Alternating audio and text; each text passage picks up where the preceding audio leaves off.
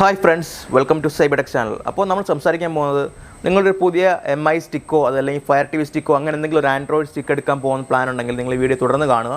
അപ്പോൾ നമ്മളിതിൽ പറയാൻ പോകുന്നത് എന്താണ് ഒരു ആൻഡ്രോയിഡ് ബോക്സ് അല്ലെങ്കിൽ ഒരു ആൻഡ്രോയിഡ് സ്റ്റിക്ക് എന്ന് പറയുന്നത്, അതുപോലെ തന്നെ എങ്ങനെ അത് TV കണക്ട് ചെയ്യാം, അതുപോലെ തന്നെ നമ്മുടെ MI സ്റ്റിക്കിൻ്റെയും ഫയർ TV സ്റ്റിക്കിൻ്റെയും കമ്പാരിസണും അതിൻ്റെ UI അതിൻ്റെ കാര്യങ്ങളൊക്കെ നമുക്ക് നോക്കാം. അപ്പോൾ ഈ ഒരു MI ബോക്സ് അല്ലെങ്കിൽ നമ്മുടെ ആൻഡ്രോയിഡ് ബോക്സ് ആൻഡ്രോയിഡ് സ്റ്റിക്കിൻ്റെ യൂസ് എന്ന് പറയുന്നത് നമ്മുടെ പഴയ TV എന്ന് വെച്ചാൽ നമ്മൾ കുറേ നാളുകൾക്ക് മുന്നേ വാങ്ങിച്ചു, സ്മാർട്ട് ഫീച്ചറൊന്നും ഇല്ല അല്ലെങ്കിൽ അങ്ങനെയുള്ള കേപ്പബിലിറ്റി ഒന്നുമില്ല, പക്ഷേ ഒരു HDMI പോർട്ടുണ്ട്. അന്നൊക്കെ പഴയ HDMI പോർട്ട് എന്താണെന്ന് വെച്ച് കഴിഞ്ഞാൽ അത് നമുക്ക് ഉപയോഗിച്ചിട്ട് DVD പ്ലെയറും അല്ലെങ്കിൽ ഞങ്ങളുടെ പ്ലെയർ കണക്ട് ചെയ്യാൻ വേണ്ടി അന്ന് HDMI പോർട്ട് ഉണ്ടായിരുന്നു. അപ്പോൾ ആ പോർട്ട് നിങ്ങൾക്ക് ഉണ്ടെങ്കിൽ ഇതുപോലെ സ്റ്റിക്ക് MI ബോക്സ് ആകാം അല്ലെങ്കിൽ MI സ്റ്റിക്ക് ആവാം, ആൻഡ്രോയിഡ് ബോക്സ് ആവാം, എന്തും ആവാം. നമുക്ക് ഇതുപോലൊരു സ്റ്റിക്ക് വാങ്ങിച്ചു കഴിഞ്ഞാൽ നിങ്ങളുടെ TV നിങ്ങൾക്ക് ഏറ്റവും ലേറ്റസ്റ്റ് നമുക്ക് ഒരു ആൻഡ്രോയിഡ് TV ആക്കി മാറ്റാം, അല്ലെങ്കിൽ ഒരു നമുക്ക് എന്താ പറയുക സ്മാർട്ട് TV ആക്കി മാറ്റാം. കാരണം ഇതുപോലെ ഡിവൈസുകൾക്ക് കേപ്പബിലിറ്റി എന്ന് പറയുന്നത് ഇതൊരു ആൻഡ്രോയിഡ് OS എംബഡ് ചെയ്തിരിക്കുന്ന ഒരു സ്റ്റിക്കാണ്. ഇതിനകത്ത് വൈഫൈ ഇൻബിൾട്ട് ഉണ്ട്, ബ്ലൂടൂത്ത് ഉണ്ട്, അതുപോലെ തന്നെ എല്ലാ ഫീച്ചറും ഈ ഒരു ചെറിയ സ്റ്റിക്കിലുണ്ട്. അപ്പോൾ ഇത് കണക്ട് ചെയ്ത ഉടനെ നിങ്ങളുടെ TV ഒരു സ്മാർട്ട് TV ആയി മാറും. നിങ്ങളുടെ TVക്ക് അഡീഷണൽ ഫീച്ചറൊന്നും വേണ്ട, ഈ ഒരു സ്റ്റിക്ക് എല്ലാം മാനേജ് ചെയ്തോളും. അപ്പോൾ നിങ്ങൾക്ക് അതിൽ നിന്ന് നിങ്ങളുടെ മൊബൈലിൽ യൂസ് ചെയ്യുന്ന അതേ OS നിങ്ങളുടെ TV നിങ്ങൾക്ക് കാണാൻ പറ്റും. കാരണം അത് TVക്ക് വേണ്ടി കസ്റ്റമൈസ് ചെയ്ത OS ആയിരിക്കും. അപ്പോൾ നിങ്ങൾക്ക് നെറ്റ്ഫ്ലിക്സ്, പ്രൈം, നമുക്ക് എന്തൊരു ആപ്ലിക്കേഷൻ പ്ലേ സ്റ്റോറിലുണ്ടോ അതൊക്കെ നമുക്ക് ആ TV ഇൻസ്റ്റാൾ ചെയ്ത് യൂസ് ചെയ്യാൻ പറ്റും. അപ്പോൾ നമ്മളെന്താ പറയുന്നത്, നമ്മളിപ്പം ഏറ്റവും ലേറ്റസ്റ്റ് വില കൂടിയൊരു സ്മാർട്ട് TVയിലും അതുപോലെ തന്നെ യൂസ് ചെയ്യുന്ന എല്ലാ ഫീച്ചറും നമ്മുടെ ഈ ഒരു സാധാ സ്മാർട്ട് TV നമ്മുടെ ലോക്കൽ നമ്മൾ തന്നെ പഴയ TVയിൽ സെറ്റ് ചെയ്യാൻ പറ്റും നമുക്ക്. ഇതൊരു സ്റ്റിക്കാണ്. ഇത് നമ്മുടെ ഫയർ സ്റ്റിക്കിൻ്റെ നോർമൽ ഫുൾ HD ഡിസ്ക്കാണ്. നമുക്കിതെങ്ങനെ ഒരു TVയിൽ കണക്ട് ചെയ്യാന്നുള്ളത് നോക്കാം. ഇതൊരു നോർമൽ TV ആണ്. ഇത് സ്മാർട്ട് ഫീച്ചറൊന്നും ഇല്ലാത്തൊരു പഴയ TV ആണ്, വർഷങ്ങളായിട്ട് ഇവിടെ ഇരിക്കുന്ന ഒരു TV ആണ്. അപ്പോൾ ഇങ്ങനെയുള്ള TVയിലാണ് നമ്മളിത് യൂസ് ചെയ്യുന്നത്. ഇങ്ങനെയുള്ള യൂസ് ചെയ്ത് കഴിഞ്ഞാൽ നമുക്ക് അധികം സ്മാർട്ട് TV ഒന്നും വാങ്ങിച്ച് ക്യാഷ് കളയണ്ട. നിങ്ങളുടെ വീട്ടിൽ പഴയ ഒരു TV ഉണ്ട്, ആ TVക്ക് HDMI പോർട്ട് എന്നൊരു പോർട്ടുണ്ട്. ഈ ഒരു പോർട്ട് കാണാൻ വിശ്വസിക്കുന്നു, ഇതാണ് HDMI പോർട്ട്. ഈ പോർട്ട് ഉണ്ടെങ്കിൽ നിങ്ങൾക്ക് ഏത് TV ആണെങ്കിലും നിങ്ങൾ പഴയത് എന്ന് വെച്ച് കഴിഞ്ഞാൽ നിങ്ങൾ എത്ര വർഷം മുന്നേ വാങ്ങിച്ച ഒരു പ്രശ്നമല്ല. നിങ്ങൾക്ക് HDMI എന്നൊരു പോർട്ട് ഉണ്ടെങ്കിൽ നിങ്ങൾക്ക് ഈ ഒരു ഡിവൈസ് വാങ്ങിച്ചു കഴിഞ്ഞാൽ നിങ്ങളുടെ TVയെ സ്മാർട്ടാക്കാൻ പറ്റും. അപ്പോൾ എത്ര വർഷം പഴക്കമുണ്ട് അല്ലെങ്കിൽ അതൊന്നും പ്രശ്നമല്ല. നമുക്ക് HDMI പോർട്ടുള്ള TV ആണെങ്കിൽ നമുക്ക് സിമ്പിളായിട്ട് നമുക്കൊരു ഫയർ TV സ്റ്റിക്കോ അല്ലെങ്കിൽ ഒരു MI സ്റ്റിക്കോ ഉപയോഗിച്ച് നമുക്ക് ഒരു TV സ്മാർട്ടാക്കാൻ പറ്റും. അതിന് ജസ്റ്റ് നമ്മൾ കണക്ട് ചെയ്താൽ മതി. ഈ ഡിവൈസ് ഇതിലേക്ക് കണക്ട് ചെയ്തു ഒന്നാമത്. എന്നിട്ട് ഈ ഒരു ഡിവൈസിൻ്റെ പവറുണ്ട്, സിമിലറാണ്. ഇത് ഫയർ TV സ്റ്റിക്കിനും MI സ്റ്റിക്കിനും സെയിം ആണ്. അപ്പോൾ ഇതിവിടെ കണക്ട് ചെയ്യുക, ഒരു കേബിൾ കണക്ട് ചെയ്യാൻ പറ്റിയ ഒരു അഡാപ്റ്റർ ഉണ്ട് നമുക്ക് ഇതിന് വേണ്ടിയിട്ട്, കാണാൻ വേണ്ടി വിചാരിക്കുന്നു. അതിവിടെ കണക്ട് ചെയ്യുക.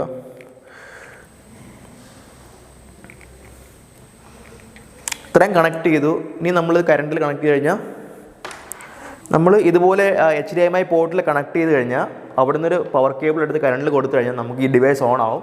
അപ്പോൾ നമ്മുടെ HDMIയുടെ ഒരു സോഴ്സ് ഉണ്ട്, നമ്മളല്ലെങ്കിൽ HDMIയുടെ വീഡിയോ കാണുന്നൊരു ഇത് സെലക്ട് ചെയ്ത് കൊടുത്തു കഴിഞ്ഞാൽ നമുക്ക് ഇത് ഓണായി വരുന്നത് കാണാം.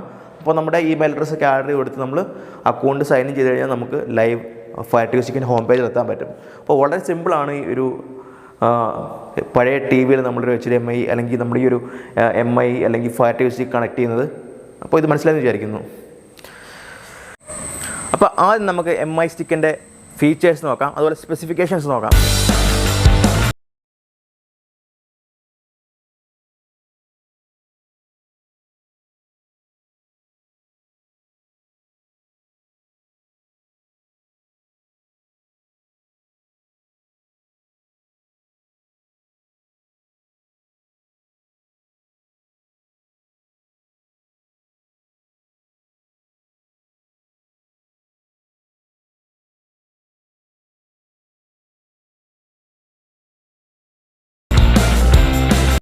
അതിൻ്റെ ഹാർഡ്വെയർ എന്താണെന്നുള്ളത് നമുക്ക് ആദ്യം നോക്കാം.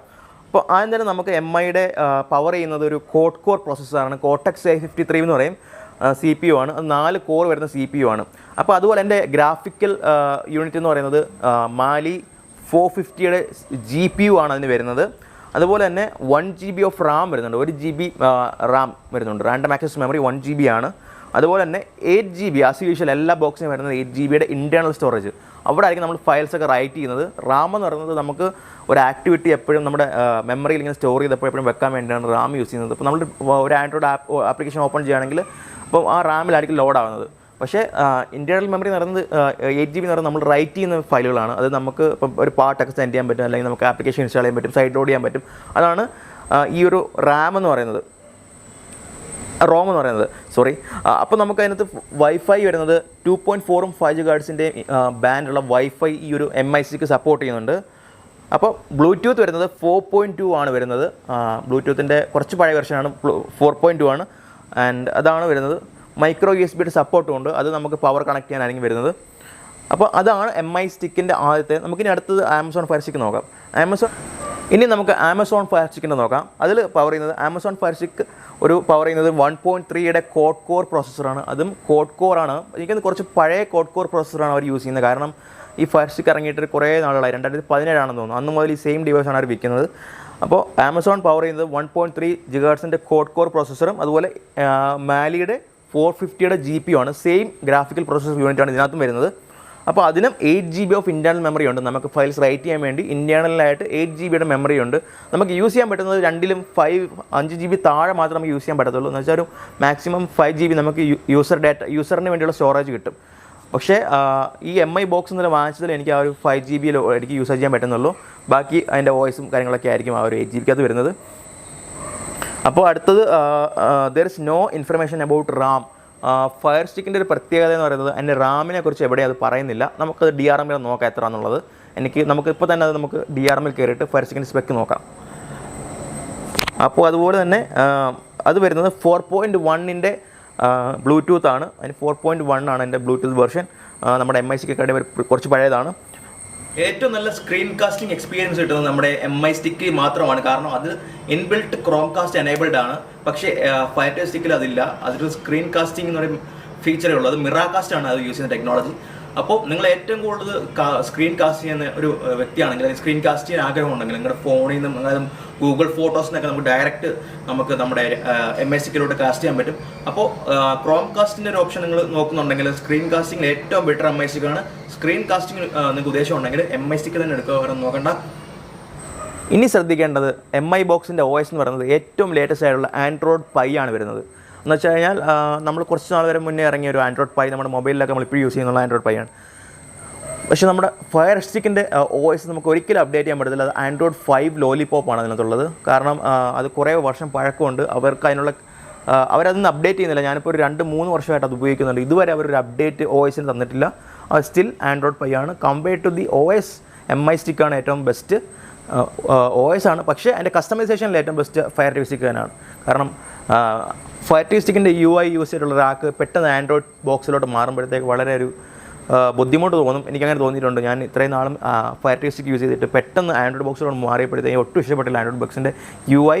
ഫയർ സ്റ്റിക്കിൻ്റെ UI അടിപൊളി UI ആണ്. അപ്പോൾ UI ഇഷ്ടപ്പെടുന്നവർ എപ്പോഴും ഫയർ സ്റ്റിക്ക് തന്നെ സ്റ്റിക്ക് ചെയ്യാണ്. ഇപ്പോൾ ഓഡിയോ നോക്കുവാണെങ്കിൽ ആമസോൺ ഫയർ സ്റ്റിക്കിലും MI ബോക്സിലും വരുന്നത് ഡോൾബി വരുന്നുണ്ട്, അതുപോലെ തന്നെ DTS സറൗണ്ടും വരുന്നുണ്ട്. രണ്ടിലും 5.1 ആണ് സപ്പോർട്ട് ചെയ്യുന്നത്. അപ്പോൾ ഡിസ്പ്ലേയിൽ നോക്കുവാണെങ്കിൽ 1080p 60 Hz ആണ് രണ്ടും സപ്പോർട്ട് ചെയ്യുന്നത്. രണ്ടും സെയിം ആണ്. ഇതാണ് MI സ്റ്റിക്കിൻ്റെ MI ബോക്സിൻ്റെയും കൂടെ കിട്ടുന്ന റിമോട്ട്. അപ്പോൾ ഇതാണ് നിങ്ങൾക്ക് സ്റ്റിക്കിൻ്റെ കൂടെയും കിട്ടാൻ പോകുന്നത്. നമ്മുടെ ആൻഡ്രോയിഡ് ഫയർ ടി വി സ്റ്റിക്കിൻ്റെ റിമോട്ട് കാണാം. ഇതിൽ അധികം ബട്ടൺസ് ഒന്നും ഇല്ല, വോളിയം റോക്കറൊന്നും ഇല്ല. ഇത് പഴയ മോഡലാണ്. അപ്പോൾ പുതിയ വരുന്ന ഫയർ ടി വി സ്റ്റിക്കിനകത്ത് വോളിയം റോക്കറും കാര്യങ്ങളൊക്കെ ഉണ്ട്, മ്യൂട്ട് ബട്ടൺ ഉണ്ട്. അപ്പോൾ ഇത് അലക്സ ബട്ടണും പിന്നെ കൺട്രോൾ ബട്ടണും അതുപോലെ തന്നെ ഹോം മെനു, അതുപോലെ തന്നെ സെറ്റിങ്സിൻ്റെയും പിന്നെ പോസ് ഫോർവേഡ് അങ്ങനെയുള്ള കുറേ ബട്ടൺസ് ഒക്കെ ഉള്ളൂ. 2 AAA ബാറ്ററിയാണ് ഇത് വരുന്നത്. ഇതാണ് MI ബോക്സിൻ്റെ UI. അത് MI ബോക്സിന് MI സ്റ്റിക്കിനും സെയിം UI ആണ്. ആൻഡ്രോയിഡ് 9 ആണ് അതിന് വരുന്ന വേർഷൻ ഓഫ് OS. അപ്പോൾ ഇതിന് അധികം ചേഞ്ചസ് ഒന്നുമില്ല. നിങ്ങൾ MI സ്റ്റിക്ക് വാങ്ങിച്ചാലും സെയിം UI ആയിരിക്കും നിങ്ങൾക്ക് കാണാൻ പോകുന്നത്. സെയിം സെറ്റിങ്സ് ആയിരിക്കും, ഒന്നും മാറ്റമില്ല. സെയിം. അതിനകത്ത് മെമ്മറി 1 GB ആവുന്നേ ഉള്ളൂ. പിന്നെ അതുപോലൊരു ബോക്സിനകത്ത് സ്റ്റിക്കായിരിക്കും നിങ്ങൾക്ക് കിട്ടുന്നത്. അത്രയും വ്യത്യാസം മാത്രമേ ഉള്ളൂ. പിന്നെ നിങ്ങൾക്ക് 4K സപ്പോർട്ടില്ല, 1080p ഉണ്ട്, HDR സപ്പോർട്ട് ചെയ്യുന്നില്ല.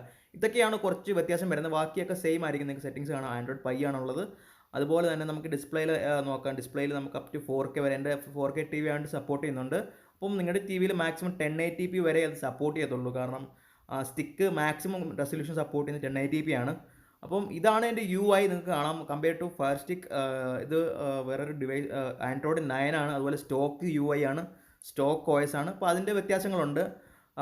നമ്മൾ എൻ്റെ ഡിഫറൻ്റ് ആയിരിക്കും നമ്മുടെ ഫയർ TV സ്റ്റിക്കിൻ്റെ UI ആയിട്ട് ഈ ഒരു UIക്ക് വ്യത്യാസം വരുന്നത്. അപ്പോൾ ഇതിന് ഫോണിൽ കിട്ടുന്ന പോലുള്ള സെറ്റിങ്സ് ഒക്കെ അത്യാവശ്യം ഇതിനകത്ത് കാണിക്കും. ഓൾമോസ്റ്റ് എല്ലാം ഫോണിൽ കാണുന്ന എല്ലാം ഉണ്ട്. അപ്പോൾ നമുക്ക് ഇവിടുന്ന് അപ്ഡേറ്റ് ചെയ്യാനുള്ള ഓപ്ഷനും കാണിക്കും. നമുക്ക് ഇൻ കേസ് ഫ്യൂച്ചർ അപ്ഡേറ്റ്സ് വരുവാണെങ്കിൽ നമുക്ക് അപ്ഡേറ്റ്സിൻ്റെ ബട്ടൺ ക്ലിക്ക് ചെയ്ത് കഴിഞ്ഞാൽ ഫോൺ ഇത് അപ്ഡേറ്റ് ആവുന്നതായിരിക്കും.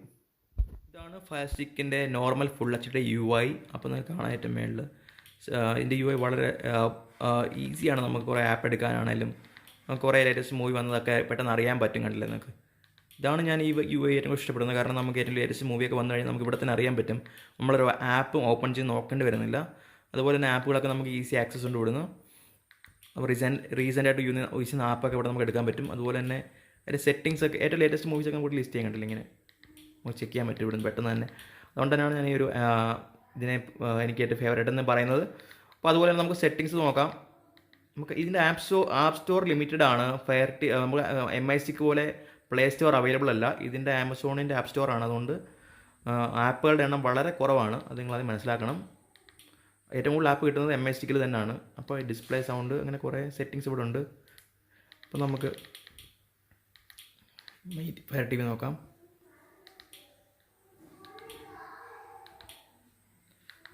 സ്റ്റോറേജ് കാണാം, 3.70 GB ഉണ്ട്. ഞാനിപ്പോൾ ഫോമാറ്റ് ചെയ്തിട്ട് എടുത്തതാണ്.